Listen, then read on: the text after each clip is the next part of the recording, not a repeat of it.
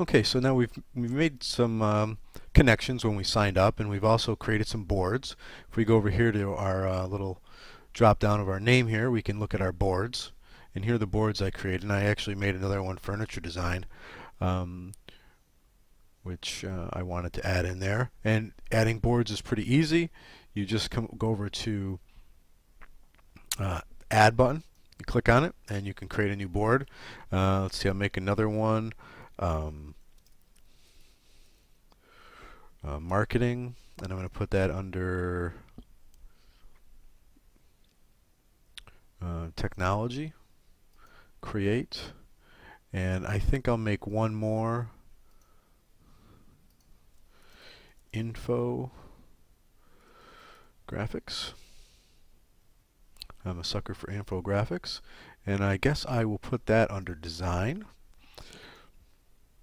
Now I've got, we go back to our boards, a number of boards here. Now we have to populate them.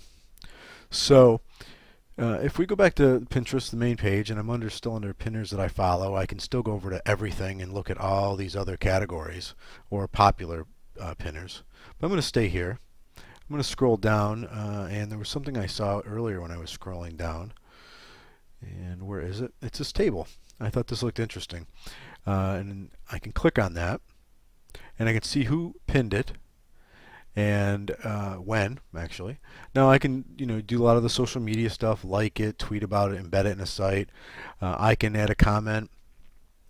I can also look at what else she's pinned to the board. I could look at who originally pinned it, because this was originally pinned by this person, then this person repinned it. And that's what I'm going to do. So I can go, oh, well, let's go to the source and see what this person's doing. And it shows everybody else who's repinned it and who likes it. It's very, very social that way. So I'm going to repin that. And that means is I'm going to take this image and pin it to my board. So I'm going to hit repin, and it brings up, here's a list of all my boards. Of course, this one would go under furniture design. I'm going to pin it, and now it's there. Now if I come over to my boards, furniture design, there it is. There's the first pin. And now here's the name of it, and here's the website. So again, it's very visual. So if I am out there looking at different types of furniture or different types of technology or gears or hardware or teaching method articles, I can grab an image because it's very visual. And then if I want, I can just click on the link and go back to the page and see what the page has. So it's a very visual way to remember things, and sort of interesting way to share things around. Now here it is on the Pinners You Follow page, the table I repinned. So again, I can go to another site, let's say I wanted to. I could go to technology and look through technology and be like, oh, what does this person have and what does that person have? And like, here's an interesting infographic I looked at earlier about instant America, how we just need everything done quickly.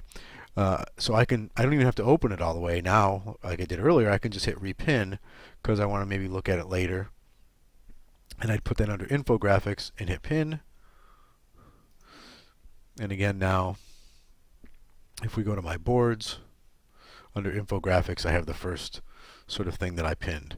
So now this board could have, I don't know if there's a limit, but it could just have tons of information on infographics just pinned there that I could look at whenever I wanted and then go right to the site.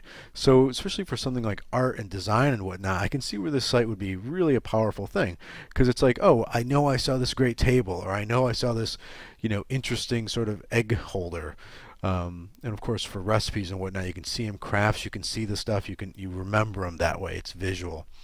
Now there's a lot of other things you can do with the site, and there's a lot of other ways to add content, and we'll look at in the next video is how other ways to add content to your pages or your boards.